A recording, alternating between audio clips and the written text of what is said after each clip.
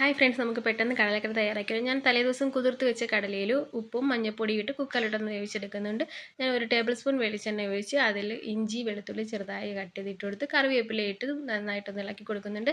അതിനുശേഷം നമുക്ക് medium size സവാള ചെറുതായി എരിഞ്ഞത് 2 എടുത്തിട്ടുണ്ട്.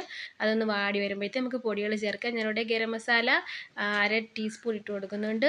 1 ടേബിൾ സ്പൂൺ മുളക് പൊടി, 1 ടേബിൾ സ്പൂൺ മല്ലിപ്പൊടിയും കൂടി ചേർത്ത് നന്നായിട്ട് ഇളക്കുക. നമ്മൾ ഓൾറെഡി നേരത്തെ ഉപ്പിട്ട് വേവിച്ച കടലയാണിത്. അത് വെള്ളത്തോടുകൂടി നമുക്ക് ഇതിനകത്ത് ഇട്ട് കൊടുക്കാം.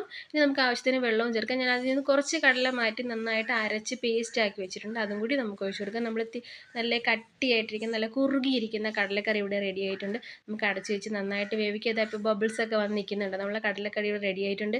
എൻ്റെ ചാനൽ ഇതുവരെ സബ്സ്ക്രൈബ് ചെയ്യാത്തവരുണ്ടെങ്കിൽ പ്ലീസ് ഒന്ന് സബ്സ്ക്രൈബ് ചെയ്യണേ. എല്ലാവരും ഒന്ന് ട്രൈ ചെയ്ത് നോക്കണം, കമൻറ്റ് അറിയിക്കണം, ലൈക്ക് ചെയ്യണം, ഷെയർ ചെയ്യണം. രുചികരമായിട്ടുള്ള കടലക്കറി ഇവിടെ റെഡി ആയിട്ടുണ്ട്. Thank you.